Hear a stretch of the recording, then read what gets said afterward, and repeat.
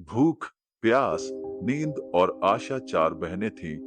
एक बार उनमें श्रेष्ठता की लड़ाई हो गई। आपस में जब श्रेष्ठता का फैसला नहीं हो पाया तो लड़ती झगड़ती वे एक राजा के पास पहुंची। राजा ने पूरा माजरा पूछा। सब वहां भी वही बात करने लगी। मैं बड़ी तो मैं बड़ी। राजा ने सोचकर सबसे पहले भूख से पूछा, क्यों बहन, आखिर तुम कैसे बड़ी हो? भूख बोली, मैं इसलिए बड़ी हूँ क्योंकि मेरे कारण ही घर में चूल्हे जलते हैं, पांचों पकवान बनते हैं और वे जब मुझे थाल सजा कर देते हैं तब मैं खाती हूँ, नहीं तो खाऊं ही नहीं। राजा ने अपने कर्मचारियों से कहा, जाओ राज्य भर में मुनादी करा दो कि कोई अपने घर में चूल्हे न जलाए, पांचों पकवान न बनाए, थाल न सजाए। भूख लगेगी तो भूख कहाँ जाएगी? सारा दिन बीता, आधी रात बीती, भूख को भूख लगी। उसने चारों तरफ खोजा लेकिन भूख को खाने को कहीं कुछ नहीं मिला। लाचार होकर वह एक घर में पड़े बासी रोटी के टुकड़े खाने लगी। प्यास ने भूख को बासी रोटी खाते देखा तो दौड़ी दौड़ी राजा के पास पहुंची और बोली, भूख हार गई। उसने बासी टुकड़े खाए हैं, देखिए बड़ी तो मैं ही हूँ। अब राजा ने उससे पूछा कि तुम कैसे बड़ी हो? प्यास बोली, मैं बड़ी हूँ, मेरे कारण ही लोग कुएं तालाब बनवाते हैं, बढ़िया बर्तनों में भरकर पानी रखते हैं और वे जब मुझे गिलास भरकर देते हैं तब मैं उसे पीती हूँ, नहीं तो पीऊं ही नहीं। राजा ने अपने सेवकों से कहा, मुनादी करा दो कि कोई भी अपने घर में पानी भरकर नहीं रखे, किसी को गिलास भरकर पानी न दे, कुएं तालाबों पर पहरे बिठा दो। प्यास को प्यास लगेगी तो देखे कहाँ जाती है। सारा दिन बीता, आधी रात बीती, प्यास को प्यास लगी। वह यहाँ दौड़ी, वहां दौड़, लेकिन पानी की कहीं एक बूंद न मिली। लाचार होकर वह एक ताल पर झुककर पानी पीने लगी।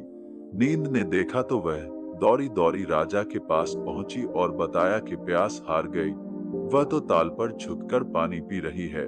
मैं बड़ी हूँ, अब इसमें तो कोई संशय नहीं रह गया। अब राजा ने पूछा, तुम कैसे बड़ी हो, वह भी बता दो।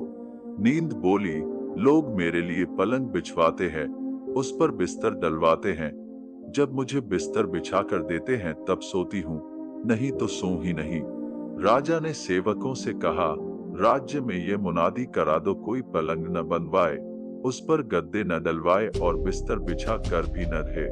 देखे नींद को नींद आएगी तो वह जाती कहाँ है। दिन में तो ठीक रहा, आधी रात बीत गई, नींद उसे भी झेल गई, लेकिन उसके बाद नींद को नींद आने लगी। उसने खूब ढूंढा लेकिन बिस्तर कहीं नहीं मिला। हार कर वह ऊबड़ खाबड़ जमीन पर ही लेट गई। आशा ने राजा को खबर दी। उसने सहा, नींद भी हार गई। नर्म बिस्तर की बात कहने वाली ऊबड़ खाबड़ धरती पर सोई है।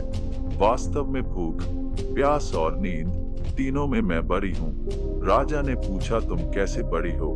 आशा बोली, लोग मेरी खातिर ही काम करते हैं, नौकरी धंधा मेहनत और मजदूरी करते हैं, परेशानियां उठाते हैं, लेकिन आशा के दीप को बुझने नहीं देते।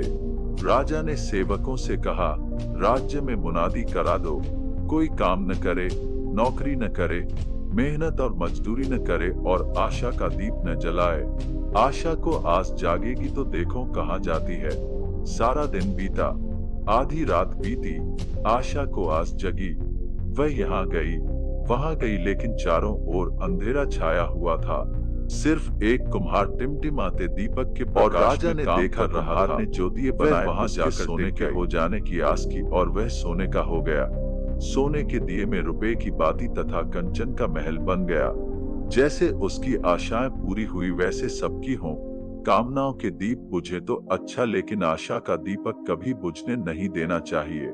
हालात कैसे भी हों, यही दीपक ऐसा है जो जीवन को प्रकाशित करने के लिए जूझने का हौसला देता है। फिर नींद, भूख, प्यास सब संगी हो जाते हैं। तो दोस्तों, आप लोगों को यह कहानी कैसी लगी कमेंट करके जरूर बताएं और वीडियो अच्छी लगी हो तो वीडियो को लाइक शेयर एंड सब्सक्राइब जरूर करें। तो दोस्तों, अब हम मिलते हैं अपने अगली कहानी में। जय हिंद, जय भारत।